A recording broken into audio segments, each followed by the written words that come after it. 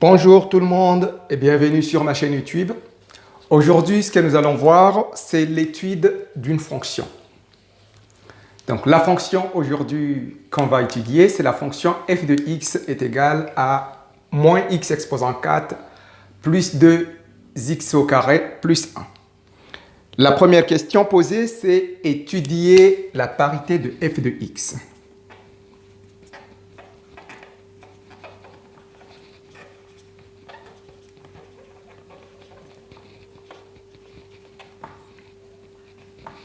Donc ici, étudier la parité de f de x, c'est quoi? C'est de dire si f est quoi? Est pair ou impair. Donc qu'est-ce que nous allons faire? La première chose, c'est de calculer f de moins x.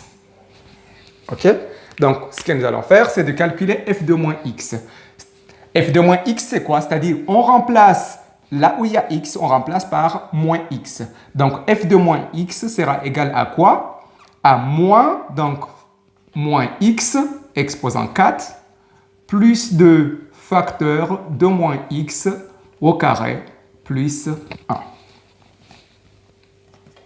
Donc, on aura ici moins x, le tout exposant 4 est égal à x exposant 4. Donc, on aura avec le moins qui est là, ça sera donc moins x exposant 4, plus 2, moins x le tout au carré est égal à x, donc on aura plus 2x carré plus 1. Donc, si on remarque très bien, on a f de moins x est égal à moins x exposant 4 plus 2x au carré plus 1, et f de x est égal à moins x exposant 4 plus 2x au carré plus 1. C'est-à-dire quoi? C'est-à-dire que f de moins x est égal à f de x. Donc, par conclusion, d'où f est pair. OK? Donc, f est pair. Maintenant, il y a aussi autre chose, pardon, que j'ai oublié de le mentionner. Ici, f de x est un polynôme. F de x est un polynôme. Donc, d de f est égal à r, qu'on peut écrire est égal à moins l'infini jusqu'à plus l'infini. Donc, domaine de définition est symétrique par rapport à 0. Donc, comme notre domaine de définition est symétrique par rapport à 0, f de moins x est égal à f de x. Donc, on peut dire, pour tout x appartenant à R, on sait que moins x appartient aussi à R, ce qui implique, et f de moins x et f de moins x est égal à f de x, OK? D'où f est pair.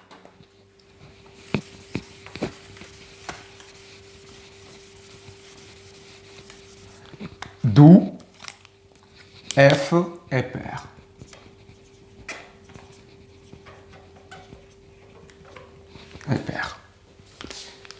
Et la question suivante, c'est de déterminer les limites aux bornes.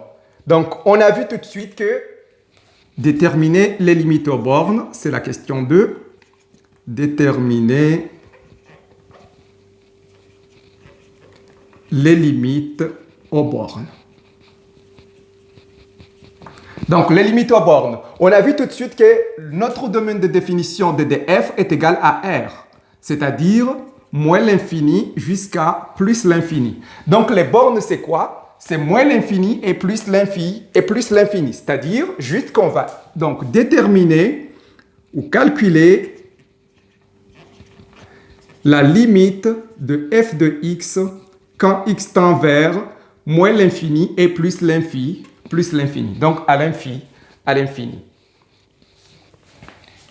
Donc, limite de f de x quand x tend vers moins l'infini est égal à quoi? Est égal à la limite de moins x exposant 4 plus 2x au carré plus 1 quand x tend vers moins l'infini.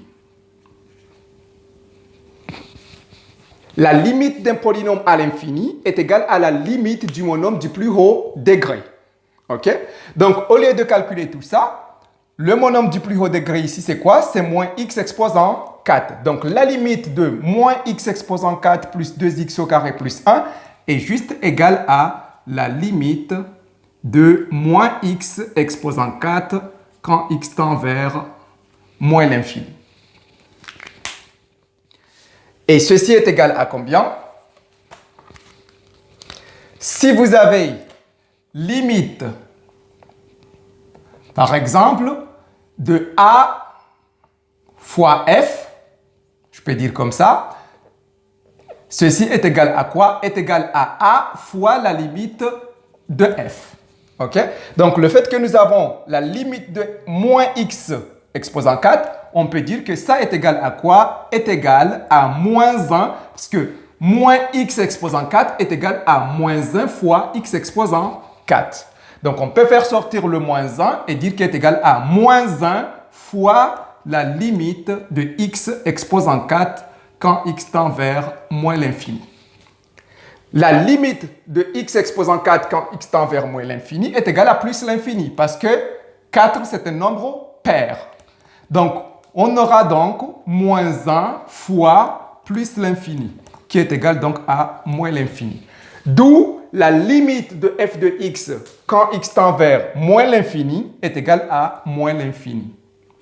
D'où limite de f de x quand x tend vers moins l'infini est égal à moins l'infini.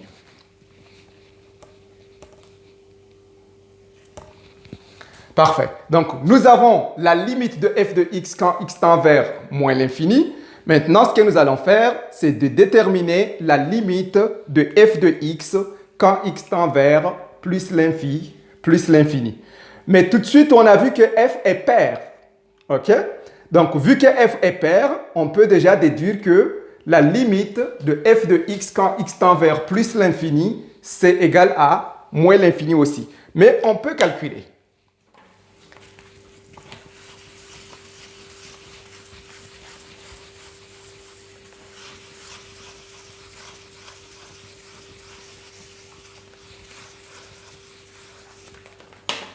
Limite, pareil ici, limite de f de x quand x tend vers plus l'infini est égale à la limite de moins x exposant 4 plus 2x au carré plus 1 quand x tend vers plus l'infini. Mais le fait que c'est un polynôme, donc la limite est on est à l'infini, évidemment, à plus l'infini. Donc la limite quand x tend vers plus l'infini sera juste égal à la limite de moins x exposant 4. Qu'on peut dire qui est égal à moins 1 fois limite de x exposant 4 quand x tend vers plus l'infini. La limite de x exposant 4 quand x tend vers plus l'infini est égale à plus l'infini. Plus l'infini fois moins 1, ça sera égal à moins l'infini. D'où limite de f de x quand x tend vers plus l'infini est égal à moins l'infini. La question suivante, c'est quoi? C'est de déterminer la dérivée de f de x. La dérivée de f de x, donc notée par f',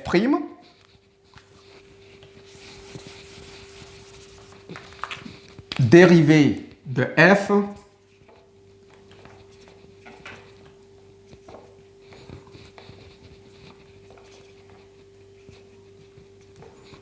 donc la dérivée de f de x notée par f' de x est égale à quoi?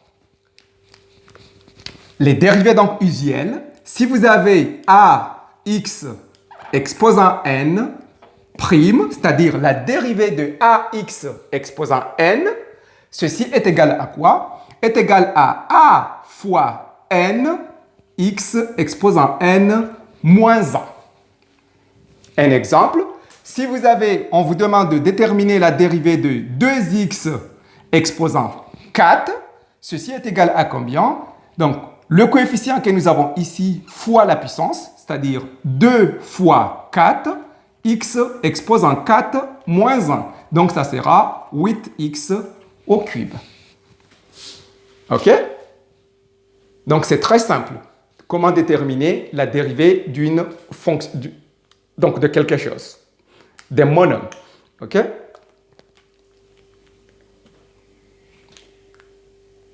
Alors. Et ici, on va donc déterminer la dérivée de f. La dérivée de f, qu'est-ce qu'on va en avoir? On a le coefficient qui est ici, c'est moins 1. Donc, ça sera moins 1 fois la puissance qui sera égale donc à moins 4 x exposant 4 moins 1, donc ça sera 3, plus 2 fois l'exposant, donc ça sera 4, x exposant 2 moins 1, qui sera égal donc à 1. Donc le fait que nous n'avons rien ici, c'est-à-dire que c'est exposant 1. La dérivée d'une constante est égale à 0. OK? Et vous pouvez le justifier à partir de la même formule que ax exposant n est égal à a fois n x exposant n moins 1. Si nous avons 1, c'est-à-dire qu'on peut écrire que c'est x exposant 0. Donc, on aura n sera égal à 0. Donc, le coefficient fois... Pardon. On aura comme ça x, donc c'est 1 x exposant 0. OK? Parce que 1, c'est x exposant 0 en fait. Tout nombre exposant 0 est égal à 1. Donc, imaginez, vous multipliez. On a dit que c'est le coefficient fois l'exposant. Donc, on aura 1 fois 0. Donc, ça annule tout le reste. Donc, la dérivée d'une constante est égale à 0. Donc, nous avons f' de x qui est égal à moins 4 x au cube plus 4. Et on nous demande d'étudier le signe de f' de x, de la dérivée. Étudier le signe de f. C'est très important pour ceux qui vont faire le bac. Donc, savoir comment déterminer les limites, comment déterminer la dérivée d'une fonction, comment étudier son signe et comment tracer le tableau de variation. Donc, étudier le signe de f. Pour étudier le signe de f, qu'est-ce que nous allons faire? On va étudier donc le signe. Qu'est-ce que nous allons faire? On va factoriser ce que nous avons, f' de x. On peut dire que pour tout x appartenant à R, donc de df, notre domaine de définition, f' de x égale à quoi? On peut mettre 4x en facteur ou bien moins 4x en facteur. Si on met moins 4x en facteur, qu'est-ce qu'on va en avoir? On aura, ça va nous rester x carré moins 1. OK? X carré moins 1. Donc, on va résoudre l'équation f' de x égale à 0 pour déterminer le signe. Il faut trouver donc les zéros de f' de x. Donc, si f' de x est égal à 0, cela signifie quoi? Cela signifie, si nous avons un produit est nul si au moins l'un de ses facteurs est nul. Donc, f' de x égale à 0, c'est-à-dire que moins 4x égale à 0 ou x carré moins 1 égale à 0. Si vous remarquez très bien, ici on peut aussi factoriser. On a la forme a carré moins b carré. Donc, on peut dire que x plus 1, facteur de x moins 1 égale à 0. C'est-à-dire quoi? C'est-à-dire que x égale à moins 1 ou x égale à 1.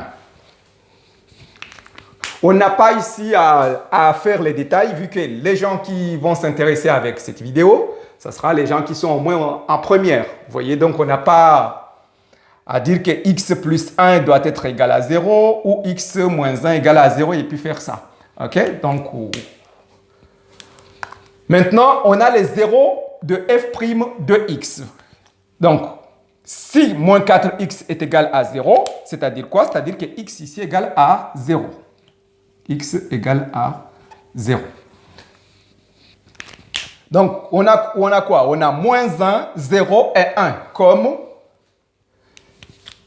comme 0. On va donc tracer le petit tableau de signes. Je n'ai pas un grand tableau, désolé. Je vais d'abord écrire les zéros ici. Ici, on va écrire x. Ici, nous allons écrire donc x plus 1. Ici, on va écrire moins 4x. Ici, on va écrire x moins 1. X moins 1. Ici, nous allons écrire f' de x. F' de x. Et on va donc tracer directement le tableau de variation. Donc ici, on va écrire f, ou bien on peut écrire cf. OK? Donc, ici, qu'est-ce que nous allons écrire? Notre domaine de définition, on a dit que c'est R. Donc ici, on va écrire moins l'infini jusqu'à plus l'infini. Ici, on va écrire le 0, donc de ça. Après, si ça annule x plus 1, ça annule aussi la dérivée. OK? Si ici, donc, ça annule ici, ça annule aussi notre dérivée. Et enfin, ici, ça annule ici le 0. On met un 0 ici, ça annule aussi notre dérivée. Maintenant, ici, ça sera donc pour moins 1. On écrit par ordre, c'est pour ça que j'écris ça. Le 0 de x plus 1, c'est moins 1. Le 0 de moins 4x, c'est 0. Donc ici, c'est 0. Et le 0 de x moins 1, c'est 1. Donc, on a moins 1, 0, 1 par ordre. OK? Donc, pour le tableau de signes, ici, à droite, on a le signe du coefficient donc, de x, le signe de x. Ici, le coefficient, c'est plus 1. Donc, ici, nous avons, c'est-à-dire que à droite de x plus 1, c'est positif. C'est-à-dire ici, c'est plus. Jusqu'à plus l'infini. Et à gauche, le signe opposé. Donc, vu que nous avons plus ici, c'est-à-dire qu'ici, nous avons un signe moins. C'est-à-dire que c'est négatif. Ici, nous avons un signe moins, c'est moins 4. Le signe de x, du coefficient de x, c'est moins 4. C'est-à-dire que ici, c'est moins, moins. Et ici, donc, c'est plus, plus. Le signe du coefficient de x, ici, c'est plus. Bon, donc, ici, c'est plus. Et ici, c'est moins, moins, moins. Et maintenant, f' est égal donc, au produit de tout ça, de ces trois facteurs. Donc, nous, on va aussi multiplier donc, ces trois signes. Moins fois plus, c'est moins. Moins fois moins, c'est quoi? C'est plus. Plus fois plus, c'est plus. Plus fois moins, c'est moins. Plus fois moins, c'est moins. Moins fois moins, c'est plus. Et enfin, on a plus fois moins qui est égal à moins. Et moins fois plus, moins. OK? Ici, on peut donc écrire les limites. On avait à moins l'infini, c'était moins l'infini. Donc, on écrit ici, en bas. Et aussi ici, à plus l'infini, c'était moins l'infini. On écrit en bas ici, moins l'infini. Donc, quelle est la liaison entre f' et f? Donc, le signe de f', c'est-à-dire de la dérivée de f, nous donne une vision de la courbe de f. OK? Donc, là, si f' de x est négatif, Donc là où f' est négative, notre est décroissante. Et là où f' de x est positive, la courbe CF est croissante. OK? Et là où c'est nul, la courbe elle est constante. OK? Donc, ici, pardon, ce n'est pas ici, mais c'est ici, plus, moins, plus, moins. Donc, ici, on a dit que la dérivée de f est positive, c'est-à-dire quoi? C'est-à-dire que la fonction, elle est croissante sur cet intervalle. Donc, de moins l'infini jusqu'à moins 1. Et de moins 1 jusqu'à 1, la dérivée est comment? Est négative. C'est-à-dire que la fonction, elle est décroissante. Et de 0 jusqu'à 1, la dérivée est positive. C'est-à-dire que la fonction, elle est croissante. Et ici, la dérivée est négative. La fonction est décroissante. Maintenant, la fonction, elle croît jusqu'à quel point? Jusqu'au point f de moins 1. C'est-à-dire f de moins 1. Donc ici, on a f de moins 1. Qu'est-ce que nous allons faire? Il suffit juste de remplacer x par moins 1. Donc on aura quoi? On aura moins le moins que nous avons ici. Après, le x, on remplace par moins 1. Le tout exposant 4, plus 2 facteur de moins x au carré, plus 1. Moins 1, le tout exposant 4, ça sera égal à 1, parce que 4, c'est pair. Donc, 1 fois le moins qui est ici, ça sera moins 1.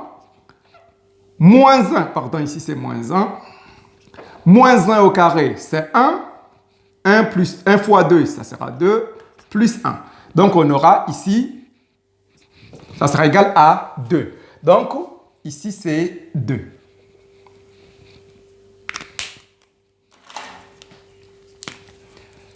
F de moins 1 est égal à 2.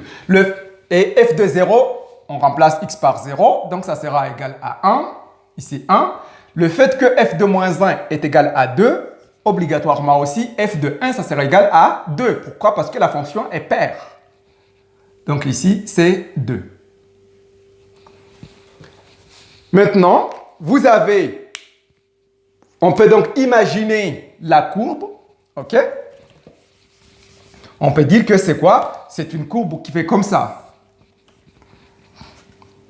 Donc on peut dire, après je vais tracer le tableau, mais ça va jusqu'à 2. Ici c'est moins 1. Ok? Ça va jusqu'à 2. Ça descend à 1. Donc ici c'est... Pardon. Comme ça monte comme ça et ça descend comme ça. Donc, avec le tableau de variation, sans faire beaucoup de trucs, vous pouvez déjà envisager comment la courbe est. OK? Donc, là, l'exo est fini ici. Si vous passez en terminale, il faut bien maîtriser comment étudier une fonction. Donc, déterminer le domaine de définition, déterminer, on peut dire DDF, ok? Pouvoir déterminer les limites aux bornes,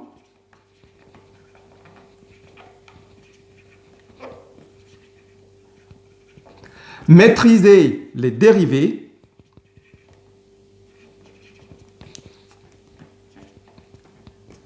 étudier le signe donc d'une fonction, étudier le signe des dérivées. Après, savoir, il faut maîtriser là où f' est négatif, c'est-à-dire inférieur à 0. La courbe CF est comment? Elle est décroissante, on trace comme ça. Et là où f' est positive, supérieure à 0, la courbe, elle est croissante. C'était tout pour aujourd'hui. J'espère que ça a été utile pour vous. Si vous avez besoin d'aide, n'hésitez pas à commenter. Je vous répondrai avec plaisir. Passez une excellente journée. Au revoir.